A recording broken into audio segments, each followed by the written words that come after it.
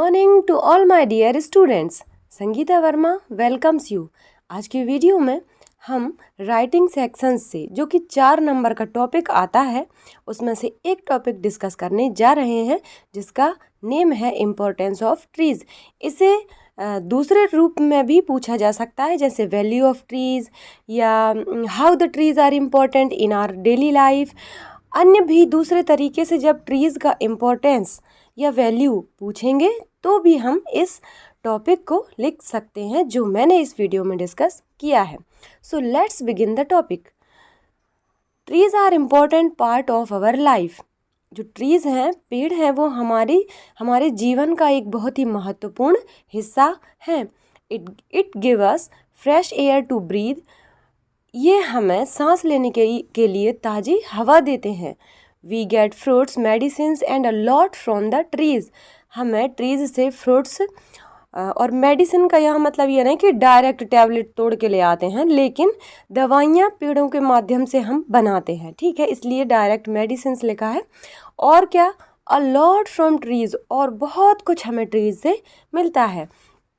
Trees are the best gifts of nature. जो पेड़ हैं वो प्रकृति के द्वारा दिए हुए बेस्ट गिफ्ट हैं, सबसे अच्छा गिफ्ट हैं। They make the environment clean and beautiful.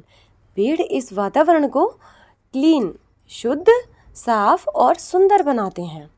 Trees give oxygen to breathe and take carbon dioxide which we release. Trees हमें ऑक्सीजन देते हैं जो कि हम सांस लेने में यूज़ करते हैं, और कार्बन डाइऑक्साइड जो कि हम सांस लेने में छोड़ते हैं वो ट्रीज अपने अंदर ग्रहण करते हैं। They bring peacefulness, create a pleasing and relaxing environment. और जो पेड़ हैं वो पीसफुलनेस क्रिएट करते हैं, मतलब शांतिदायक होते हैं, शांति वाला माहौल क्रिएट करते हैं। और कैसा माहौल बनाते हैं? प्लीजिंग एंड रिलैक्सिंग एनवायरनमेंट, वातावरण को सुखद बनाते हैं और आरामदायक, रिलैक्स देने वाला बनाते हैं। Also they help in reflecting the harmful rays of the sun and maintain a balanced temperature। और क्या करते हैं? और वो इस चीज़ में भी हेल्प करते हैं कि जो सूर्य से नुकसानदायक किरणें निकलती हैं उनसे, उन किरणों को बैलेंस करने में, उन किरणों से धरती को नुकसान होता है जो हमारी बॉडी के लिए नुकसानदायक हो सकती हैं, तो उन किरणों को बैलेंस करने में, यानी कि जो नुकसानदायक किरणें जो सूर्य से निकलती हैं, जो हार्मफुल होती हैं, हमारे लिए हानिकारक रेज होती हैं, जो उनको बैलेंस, उनको मेंटेन करता है, उनको बैलेंस करता है, जिससे कि इस धरती का जो टेम्परेचर है वो बैलेंस रहता है। Besides, they also help in water conservation and preventing soil erosion। इसके अलावा वो वाटर कंजर्वेशन यानी जल संरक्षण, यानी कि जल संरक्षण क्या होता है? मतलब सेव वाटर, वाटर को सेव करना, उसको जल संरक्षण बोलते हैं।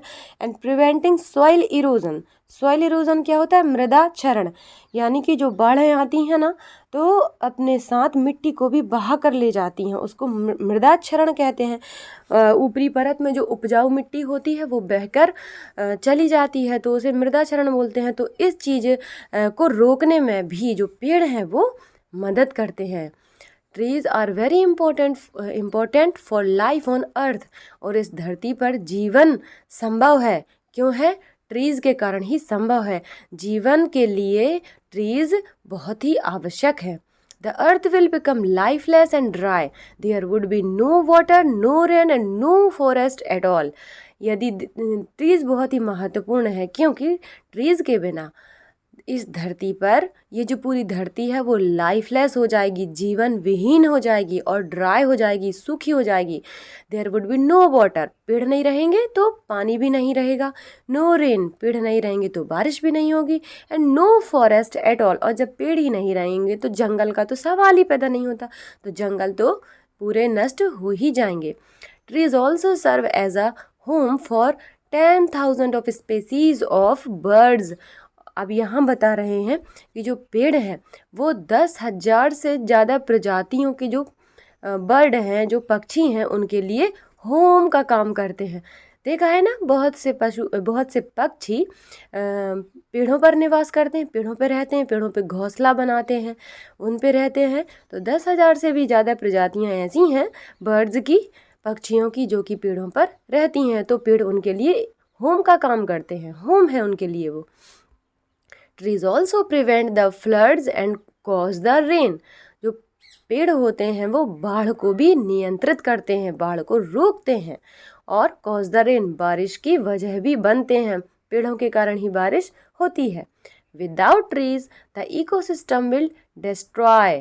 पेड़ के बिना जो पारिस्थितिक तंत्र है वो पूरी तरीके से डिस्ट्रॉय हो जाएगा, खत्म हो जाएगा। That's why from ancient times several trees and plants like peepal tree, amla tree, banyan tree and banana plant are worshipped।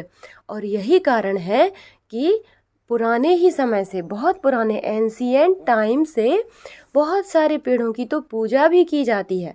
कौन कौन से पेड़ों की पूजा की जाती है?